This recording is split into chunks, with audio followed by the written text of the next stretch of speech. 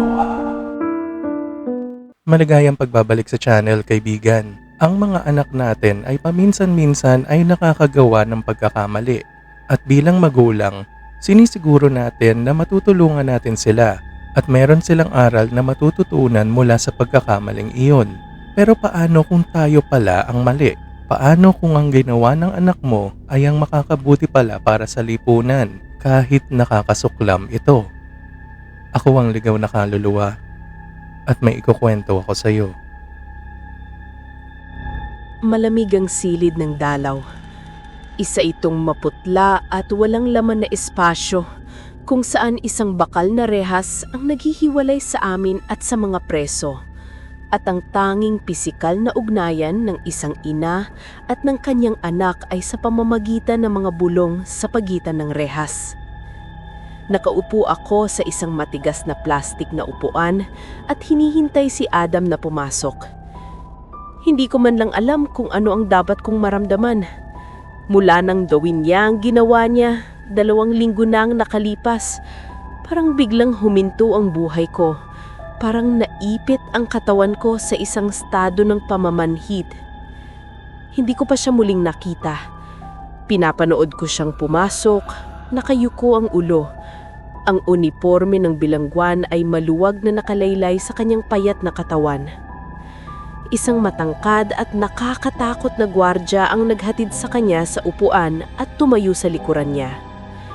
Sa kabilang panig ng rehas, tinitigan ko ang anak ko pero hindi siya agad tumingin.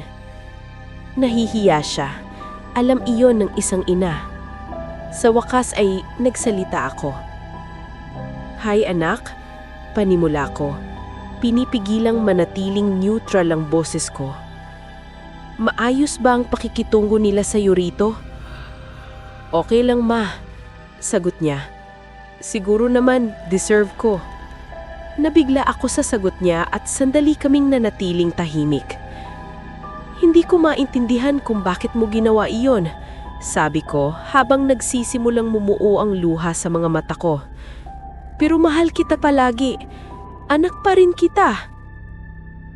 Pagkatapos kong salitain, bigla niyang iniyuko ang ulo sa kanyang mga kamay at humagulgol ng walang kontrol, gaya noong 10 taong gulang pa lang siya. Pagkaraan, muli siyang nagsalita. "Yung mga batang pinatay ko sa eskwelahan, ma," sabi niya. "Kailangan mong maintindihan, deserve nila iyon. Kinailangan silang alisin sa mundo na ito." Narinig iyon ng gwardya sa likuran niya at mas naging mapagmatsyag kay Adam. "Kung binubuli ka nila anak, napakasama noon," sabi ko. "Pero hindi ibig sabihin na karapat-dapat silang mamatay at..." "Hindi nila ako binubuli!" sigaw niya, sabay putol sa akin. Napalingon ng ibang mga preso at bisita. Lumapit ang gwardya at hinawakan siya sa balikat. "Tama na Adam, oras na." "Ma," bulong niya sa linya habang hinihila siya palabas. "Tingnan mo ang glove compartment."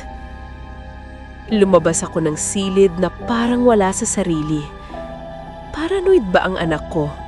Naghahalusinate? Galit at naguguluhan? Lumabas ako ng pasilidad at sumakay sa kotse. Malabo ang mahabang biyahe pauwi.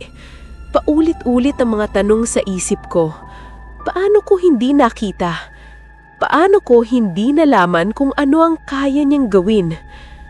Bilang isang single mom, palaging pagod sa trabaho, tahimik lang naman siya. Isang nerd na teenager. Napabalik ako sa realidad nang napansin kong may sasakyang sumusunod sa akin mula pa nang umalis ako sa bilangguan.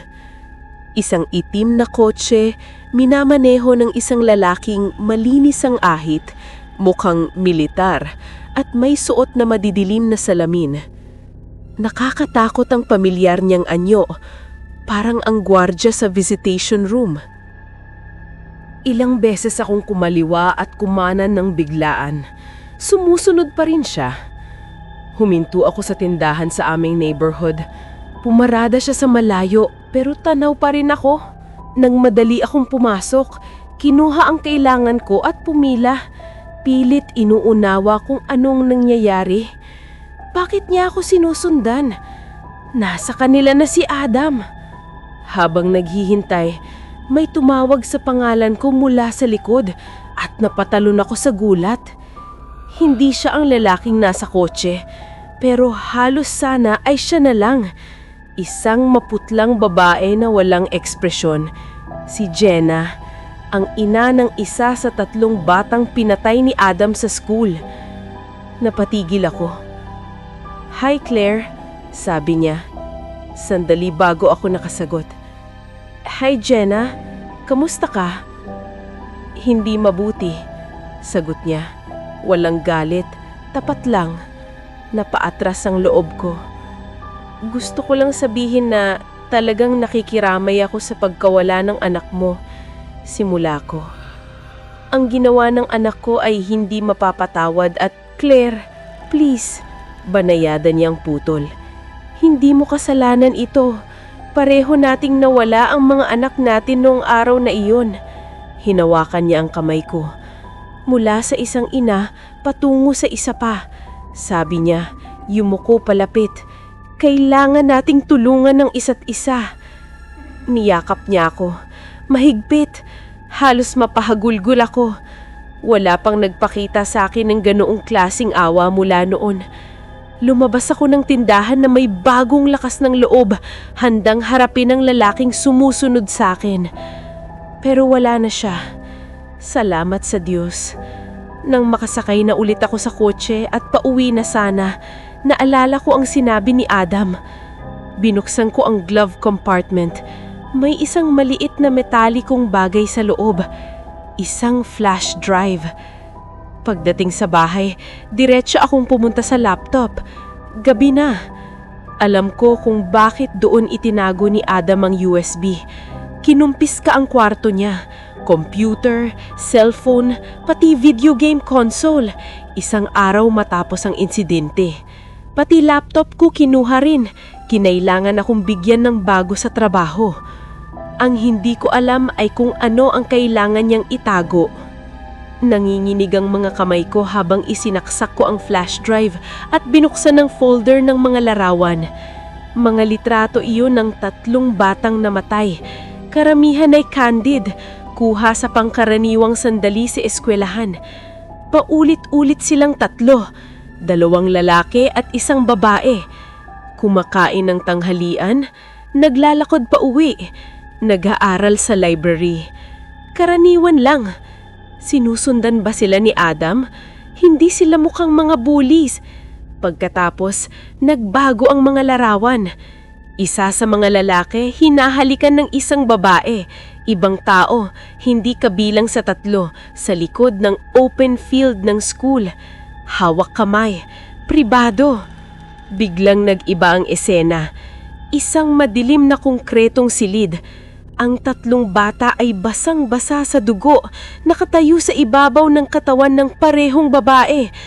Wasak ang katawan niya sa sahig. May mali sa mga mata nila. Sa mga litrato, kulay dilaw. Parang umiilaw ang mga iyon. Napaupo ako ng maayos. Sumisikip ang sikmura ko. Mas marami pa. Inaakit nila ang mga tao. Isang janitor, isang matandang babae, isa pang bata. Ang mga huling larawan ay kuha habang lumalabas sila sa isang eskinita, duguan ng mga damit at ang mga matang iyon kumikinang na dilaw, diretsyong nakatingin sa kamera. Halatang patago ang kuha. Halos masuka ko. Ito ba ang ibig sabihin ni Adam? Ano ang mga batang ito? Ano ang ginagawa nila? Doon ko narinig ang pagbukas ng pintuan sa harap. "May tao ba dyan?" Sigaw ko mula sa kwarto. "Kami lang ni Adam ang nakatira rito." Walang sagot. Nanginig ang likod ko sa pag-iisip na baka ang lalaking nasa itim na kotse iyon. Dahan-dahan akong lumakad palabas ng hallway. "Tumawag na ako ng pulis!" Sigaw ko, nagbabluff. Nasa kusina ang cellphone ko. Pagdating ko sa may pintuan, may nakatayong figura. Hindi gumagalaw. Si Jenna! Ang ina ng isa sa mga biktima ni Adam. Isa sa mga bata sa mga litrato. Jenna? Tanong ko, may kailangan ka ba? Walang emosyon ng mukha niya. Parang makina. Lumapit siya sa akin. Hindi ko alam kung ano ang sinabi sa iyo ni Adam o kung ano ang iniwan niyang ebidensya, pero hindi kita pwedeng hayaan na manatili iyon sa iyo. Biglang kuminang na dilaw ang mga mata niya, gaya ng sa mga bata sa litrato. Tumubo siya ng matatalim na ngipin at mamamatalas na kulay itim na kuko. Nanigas ang katawan ko. Sinubukan kong tumakbo pero wala akong magalaw. Kahit talukap ng mata ko, hindi gumalaw. Hindi ako makapikit. Para akong rebulto. Maliban sa puso ko na halos sumabog sa bilis ng tibok. Dahan-dahang lumapit si Jenna, nilalasap ang takot ko. Huwag mo nang subukan, Claire. Sabi niya na may ngisi. 5 talampakan na lang ang layo. Napakakaawa-awa ng mga tao. Itinaas niya ang mga kamay niya. Nagbago ang mga daliri. Humaba, tumigas at naging mga talim na kumikislap parang kutsilyo.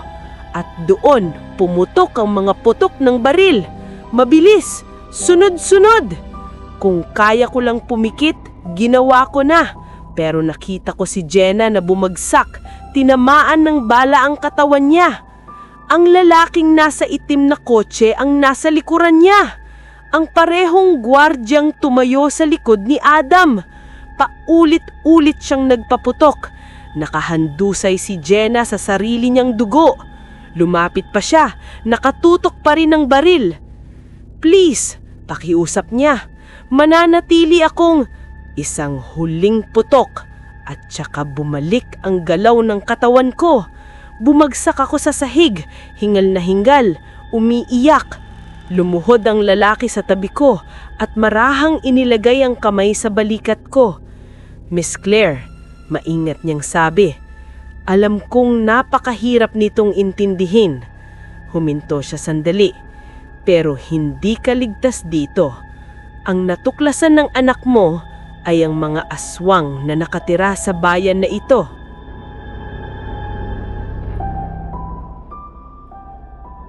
Maraming salamat sa pakikinig, kaibigan. Kung nagustuhan mo ang storya natin ngayong gabi, pwede mo bang bigyan ng like ang video na ito?